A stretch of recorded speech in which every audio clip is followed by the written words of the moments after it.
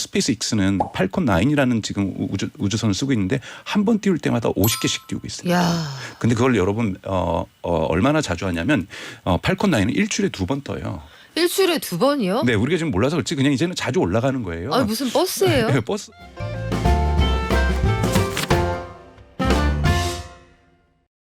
일론 머스크가 창립한 민간 우주기업 스페이스X가 미국 정부하고 2조 원대의 비밀 계약을 맺었다? 이런 보도가 나왔습니다. 정찰용 위성 네트워크를 만들고 있다라고 하는데 이제는 군수 산업까지 손을 대는 걸까요? 아, 생각해보니 이미 전쟁에 개입을 해왔군요. 이 시스템이 성공적으로 구축이 되면 앞으로 판은 어떻게 달라질까요? 미디어 스피어 강정수 박사에게 들어보겠습니다. 안녕하세요. 안녕하세요.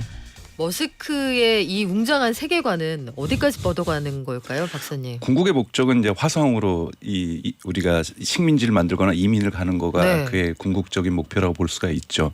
근데 이제 거기에 가기 위해서 돈이 많이 들지 않습니까? 네. 돈이 많이 들으니까 돈을 많이 벌어야 되는 거죠.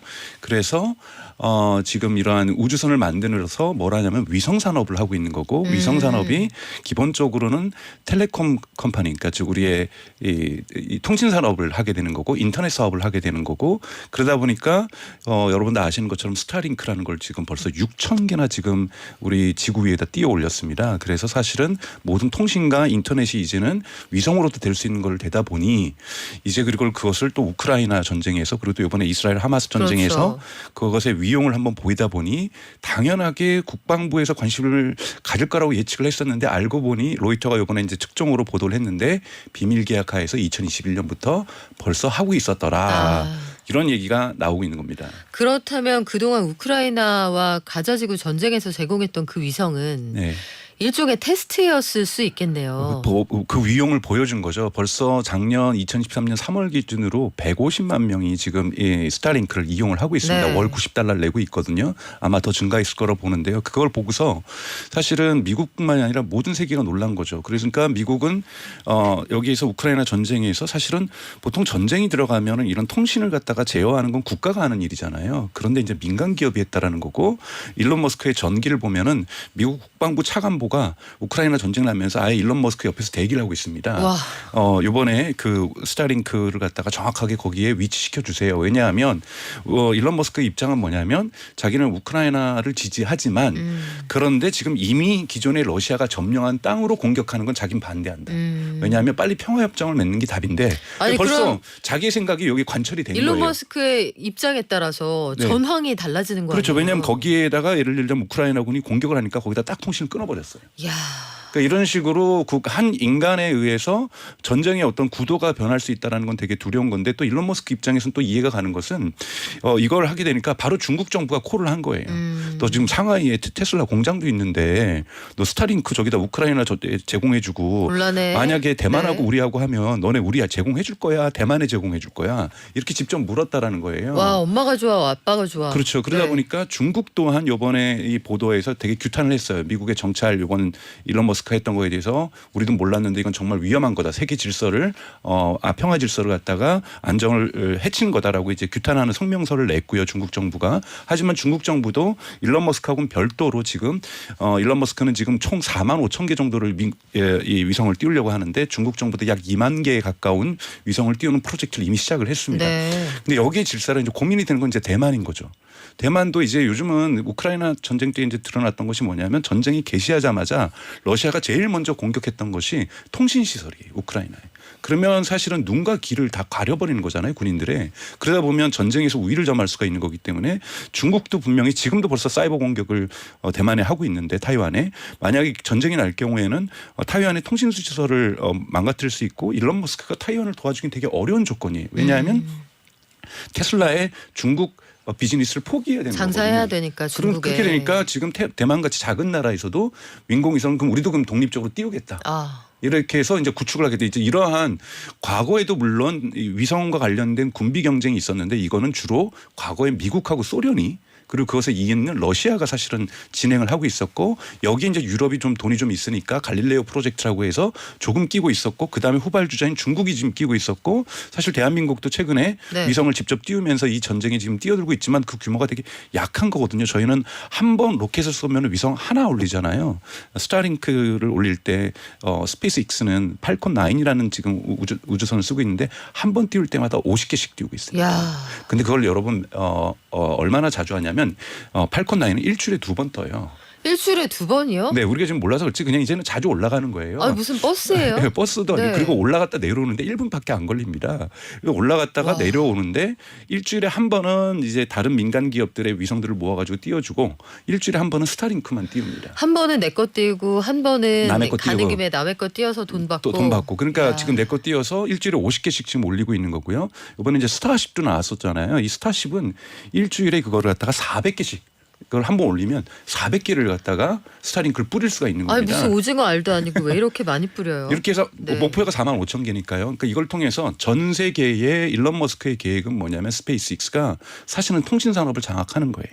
완전히 지구를 감싸는 거네요. 네네. 벌써 6,000개를 띄웠으니까 6,000개만 해도 대부분의 지역을 커버하지만 45,000개를 띄우면은 사실은 지상에 있는 지금까지의 인터넷과 통신 산업을 다 대체할 수도 있는 그 정도 위력을 가지고 있는 와, 겁니다. 그러면 후발주자들이 열심히 달려서 쫓아가서 띄운다고 해도 네. 이건 그냥 저의 미천한 상상력입니다만 꽝꽝 둘러싸고 있으면 자리가 없어서 못 쏘는 거 아니에요? 벌써 그런 얘기가 나왔거든요. 그렇죠. 틈이 없다. 비 사실은 좁아서. 만약에 이 6,000개가 벌써 빛을 발했으면 우리는 세상에 별을 못 볼 거다. 아무리 사막 지역에 가도 위성밖에 안 보일 거다 할 정도로 지금 사실은 지구를 완전히 촘촘히 감싸고 있는데 네. 4만 개가 넘으면 완전히 감싸게 돼서 야. 거기에 중국이 한 2만 개 띄우고 지금 이제 여러분들 아시는 이제 아마존의 창립자인 제프 베조스가 아마존에서 물러난 이후에 지금 블루 오리진이라고 하는 네. 우주 산업을 하고 있거든요. 근데 지금까지 거기는 위성을 로켓을 2번밖에 못 쐈어요. 그리고 최근에는 자기네들도 급하니까 스페이스X에다가 위탁을 합니다. 그러니까 스페이스X에 위탁을 해서 팔콘 9으로 지금 띄우는 이런 작업까지도 하고 있고요. 그리고 심지어는 유럽연합에서도 원래는 이제 두 가지가 있었어요. 아리아나라고 해서 자체적으로도 우주선도 있는데 많은 경우에 러시아 우주선을 쐈습니다. 저희 나라도 우리나라도 과거에 러시아를 쓴 적이 있고 또 북한 같은 경우에도 러시아 우주 로켓을 이용을 그렇죠. 하잖아요. 그 과정에 아주 서름이 많았죠. 네네. 그러다 네. 보니까 근데 지금 러시아 우크라이나 전쟁이니까 유럽연합은 이제 러시아와 관계를 끊어버리니까 아리아나를 띄워야 되는데 아리아나가 자주 발사가 못 되다 보니까 유럽연합도 갈릴레오 위성 프로젝트가 있는데 이걸 갖다가 스페이스X에 부담하고 미국 정찰국도 미국 정보국도 스페이스X에 위탁하고 그러다 보니까 이야. 지금 스페이스X는 지금 돈을 긁어 모으고 있는 거죠. 스페이스X에 뒤질까봐 공부하고 노력하다가 안 돼서 거기다 위탁하고 내가 싫어하는 나라가 먼저 나보다 쏠까봐 거기다 위탁하고 그러다 보면 일론 머스크가 전 지구 통신망을 장악하는 거예요. 가능성도 있죠. 근데 여기가 이제 일론 머스크가 정말 영리했던 건 뭐냐면 비용 문제였는데 여러분도 네. 잘 아시는 것처럼 팔콘 9에서 가장 인상적인 게 뭡니까? 로켓을 쏘고서 그 추진체가 다시 돌아오잖아요. 재활용. 재활용이라고 네. 했다라는 기가 막힌 생각이에요, 정말로. 이번에 스타쉽 같은 경우에도 3차에서 실패했죠. 물론 특히 헤비 추진체가 사실은 멕시코만에 떨어지다가 착륙하는 순간에 폭발해버렸거든요. 근데 기본적으로 이 스타쉽도 이 큰 우주선을 띄우는데도 로켓은 다시 재사용하겠다는 기본 개념을 가지고 있어요. 이것이 여러분 어떻게 차이 나냐면 로키드 마틴하고 보잉하고 같이 이 로켓을 갖고 있는 회사가 유나이티드 런치 얼라이언스라는 회사가 있습니다. 이번은 한 번 로켓을 발사할 때 1억 달러가 들어요. 근데 팔콘 9은 5천만 달러입니다. 1억 달러면 1330억. 네. 근데 네. 이렇게 로켓 한 번 쏘는데 그 정도 드는데요. 팔콘 9은 5천만 달러밖에 안 하니까 반 가격이에요. 그러니까 그만큼 로켓을 재사용할 수 있다는 비용이 되게 크고요. 네. 스타쉽이 지금 만약에 올해만 해도 7번 정도를 쏘려고 하고 있는데 벌써 올해 한 번 했고 5월 달에도 벌써 2차 계획이 있는데요. 이것 같은 경우에 한 번 쏘게 되면요. 200만 달러밖에 안 듭니다. 그러면 그러니까 로켓을 쏘는 비용을 어마어마하게 낮추는 거예요. 1억 달러 대비 비싼 유럽의 아리아나 같은 경우는 2억 달러 가까이 들고요. 미국의 로키드 마틴과 보잉이 가지고 있는 이 연합체가 1억 달러가 드는데 지금 5천만 달러가 들고 팔콘 9 같은 경우에는 스타쉽은 200만 달러로 낮추는데 200만 달러로 올려가지고 네. 위성을 갖다가 400개를 쏘겠다. 그러니까 엄청나게 비용을 절약하는 거면 시장에서는 가격 경쟁력이거든요. 그러니까 과연 후발주자들이 이걸 맞추겠느냐. 전략적인 의미에서 스페이스X에 의존할 수 없는 중국이나 대만 같은 경우에는 자기의 독립적인 것을 비싸더라도 쓰겠지만 뭐 우리나라만 하더라도 우리가 독립적인 위성 능력, 로켓 능력도 가져야 되니까 일부 실험을 하겠지만 기본적으로 상업적으로 대량으로 만약에 한다라면 스페이스X를 사용하지 않을 수가 없게 되는 스페이스X의 가격 경쟁력에 의한 시장 독점이 지금 우려되고 있는 수준인 거죠. 근데 그런 생각을 해보게 돼요. 재활용을 한다는 생각은 아마 하고 싶다. 재활용을 하고 싶다. 정확히는 누구나 했을 것 같은데 지금 일론 머스크가 하고 있으면 야 우리도 기술력 좀 올려서 한번 해봐. 재활용을 못한다는 거는 우주선이 예컨대 마을버스에 빗댄다면 종착점에 도착하면 마을버스 폭파돼서 새 버스 다시 만들어서 출발해야 된다는 그러니까 비싼 얘기잖아요. 거죠. 네. 근데 그거 다시 왔으면 좋겠어 순환했으면 좋겠어 누구나 생각할 거 아닙니까? 네. 경쟁사들은 그렇게 못할까요? 지금 중국이 그걸 추진하고 있어요. 중국의 목표가 올해 안에 자기네들도 재사용 가능한 로켓으로 전환시키겠다. 이런 것들을 이제 스페이스X를 보고 배우는 거고 있죠. 그래서 하고 있고 우선 기본적으로 나사는 이미 이제 2000년대 들어와서는 직접 로켓을 쏘지 않고 민간 산업을 키우기 위해서 민간 업체에게 위탁을 하겠다. 그래서 로키드 마틴이나 보잉에게도 위탁을 하고 있고 스페이스X에도 위탁을 하고 있는 거고요. 그래서 나사는 전체 우주 산업을 총괄하지만 직접 버스는 만들지 않겠다. 버스는 민간 산업들이 만들어 이런 정책적 전환을 이뤄냈기 때문에 네. 이런 기회가 생기는 거죠. 근데 이것을 스페이스X가 가장 먼저 한 거죠. 대단하다. 네. 근데 이렇게 되면 정말 말씀하신 것처럼 일론 머스크가 전지구 통신망을 장악한다. 그러면 어떤 일이 생길까요? 그래서 사실은 그 한국 같은 경우에는 이제 대도시에 이제 밀집해 있기 때문에 네. 사실은 촘촘해 있기 때문에 사실 서울이나 경기권 같은 경우에는 지상에 있는 통신망으로도 충분합니다만 미국이라든지 중국이라든지 인도라든지 이렇게 땅이 넓은 러시아라든지 이런 지역 같은 경우에는 일일이 통신망을 깔기보다는 위성을 갖다가 지금 인터넷을 사용하는 것이 좋다. 왜냐하면 지금 이 스타링크 같은 경우는 저궤도 위성이라고 해서 500km 상공을 뛰는 거거든요. 과거에 우리가 인공위성이라고 하면은 무려 36,000km 높은 고궤도에서 이제 위성이 돌았다라면 그러니까 높은 곳에 있다 보니까 비치는 면적은 넓겠지만 한 번 주고 갔다 오려면 시간이 오래 걸리잖아요. 근데 500km 같은 경우에는 지구 낮은 곳에 있다 보니까 촘촘히 있어야 하겠지만 대단히 빠른 속도로 오고 갈 수 있는 이런 부분에서 일반 통신망을 대체할 수가 있습니다. 근데 아직까지 문제는 안테나가 피자판 크기만한 안테나가 있어야 돼요. 이거 자체가 조금 문제가 되는 건데 네. 지금 지금 퀄컴에서 스마트폰에 들어가고 있는 이 모뎀을 개발하고 있거든요. 스타링크를 위해서. 이것이 만약에 개발이 된다라고 한다면 스마트폰에서도 이 스타링크를 통해서 통신과 인터넷이 가능한 시대가 올 수 있겠고 만약에 이런 부분이 첫 번째는 유사시에 한국 같은 경우에서도 만약에 일어나서는 안 되겠지만 북한하고의 전쟁이 일어난다라면 북한도 먼저 한국의 통신망을 공격할 거고 한국 군인들도 북한으로 진격을 한다라고 한다라면 그곳에서 통신망이 없는 거잖아요. 스타링크를 이용할 수밖에 없는 거죠. 과거에는 고궤도 인공위성을 미국에게 부탁해서 사용했는데 이것은 너무 느리거든요. 근데 정확도 부분에서는 이 저궤도 위성을 쫓아갈 수가 없는 거고 그러니까 우선은 전 세계에 있는 국방부가 아마 이 스타링크의 고객이 1차적으로 될 거고요. 와. 두 번째는 예를 들자면 이 화물선들 이 배들이죠. 이 선적하는 이 전 세계를 떠돌고 있는 이 물류에 있는 거대한 배들이 중간에 지금까지는 고궤도 인공위성을 가지고서 통신을 했었는데 이제 스타링크를 이용해 가지고 배들이 지금 통신을 하고 있는 거고 그다음에 이제 나오는 것들이 비행기 우리 여객기에도 들어가고 있는 요즘 인터넷들 네. 이런 것도 스타링크를 사용하기 시작을 하는 거죠. 이런 고객군에서 언젠가는 스마트폰에도 안테나가 들어온다라면 네. 일반 사람들도 쓸 수 있게 되는 거죠. 야 그러면은 관여하지 않는 게 없는데 그럼 일론 머스크 이럴 수도 있잖아요. 이 나라는 약간 내 취향이야. 이 나라는 내 취향이 아니니까 이쪽은 약간 불이익, 이쪽은 해주고 이쪽은 안 해주고 이런 식으로 선별할 수도 있는 거 그래서 아닙니까? 미국 정부 내에서 여기에 대한 입법을 통해서 개인의 어떠한 울컥거리는 마음으로 이런 사업들이 전개되지 못할 수 있도록 네. 규제 관련된 규제법을 만들어야만 한다라고 해서 민간 산업 같은 경우에는 규제를 통해서 제어할 수가 있고 그리고 이제 정찰국 기지 지금 정찰 위성 같은 경우에도 스파이 위성 같은 경우에도 계약을 통해서 네. 규제를 할 수 있는데 예를 들자면 우크라이나라든지 이스라엘 전쟁과 같은 경우는 예상하지 못했던 그러니까 규제 밖의 전쟁이라는 것은 우리 일반적인 규범을 벗어나는 일이잖아요. 그렇죠. 이런 부분에서는 민간 통제를 갖다가 어떻게 제어할 것인가가 새로운 숙제로 정치권에게 남겨진 거라고 볼 수가 있습니다. 민간 산업 같은 경우는 아무리 일론 머스크가 좀 돌출하는 사람이라고 할지라도 계약이라는 조건이 있기 때문에 계약을 뛰어넘어서 작업을 할 수는 없기 때문에 그렇게 마음대로 세계 경제를 들었다 놨다 할 수는 없는 상황인 거지만 전쟁은 좀 예외가 될 수가 있습니다. 일론 머스크를 보면 참 그런 생각이 드는 게 이 사람이 이런 사람이었어 하는 면모가 너무 다양하게 있잖아요. 그리고 네. 한편으로는 미국 빅테크의 수장들이 하는 행보를 보면 부럽기도 한 게 일론 머스크는 지금 전 인류의 화성 이주까지 아무도 안 시켰는데 뭐 수요 없는 공급입니다만 본인이 생각하고 있잖아요. 네. 지구를 못 쓰게 됐을 때 내가 다 옮겨줄게. 버스 만들고 있고. 그리고 샘 알트만도 AI가 혹시 사람 일자리를 다 뺏어서 너희들 먹고 살기 어려워지면 우리가 기본 수당을 줄게. 네. 역시 우리가 원하지 않았지만 알트코인.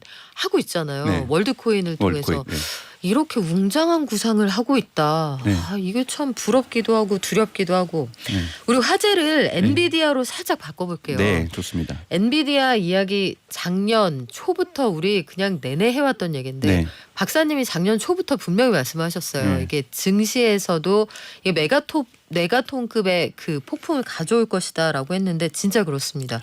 근데 GTC라고 하는 개발자 회의 거치고 나서 사실 이 회의 자체에 쏠렸던 이목에 비해서는 폭발력이 그렇게 큰가 잘 모르겠거든요. 일단 블랙웰 관련해서 얘기를 좀 들어볼까요? 네, 우선은 뭐 11,000명 정도가 모였으니까 그래서 월스트리트 저널에서 뭐라 그랬냐면 젠슨 왕을 더 뉴 테일러 스위프트다. 그 정도로 많죠. 왜냐면 이거는 스티브 잡스도 못했던 거예요. 그렇죠. 지금 젠슨 왕이 현장에서 2시간 동안 네. 강의에 가까운 이야기를 하는 동안 스테디움에 네. 11,000명이 모여서 열광을 했잖아요. 뭐 새로운 우드스탁이다 뭐 이런 그러니까 얘기까지도. 콘서트 같이 보였어요. 네네 이제 네. 그런 얘기도 나오고 이번에 여러분들 이제 지금까지는 주도하고 있었던 칩이 H100이라는 건데 이제 쉽게 얘기해서 B200이라는 것을 만들었습니다. 그래서 이걸 갖다가 모아서 하면은 30배 정도의 성능도 향상되고 에너지도 25배 정도 줄일 수 있다 뭐 이런 부분에서 의미 있는 부분인데 당장 이 부분이 생산되는 것이 올해 말일 부분이라는 거고요. 이거는 아마 B200을 써서 만약에 오픈 AI로 준다면 GPT 5.0은 이미 연습이 되고 있는데 이건 아마 H100으로 되고 있을 거라고 전문가들은 예측하고 있는 거고 이것을 쓰게 된다면 GPT-6가 될 거다. 그러려면 앞으로 한 2, 3년 뒤에나 나올 제품들에게 이 B200이 쓰여질 거기 때문에 그리고 이미 올해 말까지는 H100이 생산되는 게 벌써 전량 판매가 솔드아웃된 상태거든요. 이미 매진이 된 상태이기 때문에 B200 자체가 우선은 생산돼서 수익성을 가져오기에는 시간이 꽤나 걸릴 것이기 때문에 한 1년 뒤 최소한 1년 뒤에나 가능한 얘기를 발표한 거기 때문에 현재 엔비디아의 주가라든지 엔비디아의 실적 변화에는 큰 영향이 없다라고 얘기를 한 건데요. 저는 개인적으로 이번에 이제 로봇들이 나왔는데 여러분들 뭐 지난주에 또 나왔던 피겨 1이라든지 이런 거 네. 보시면서 되게 놀라셨을 텐데요.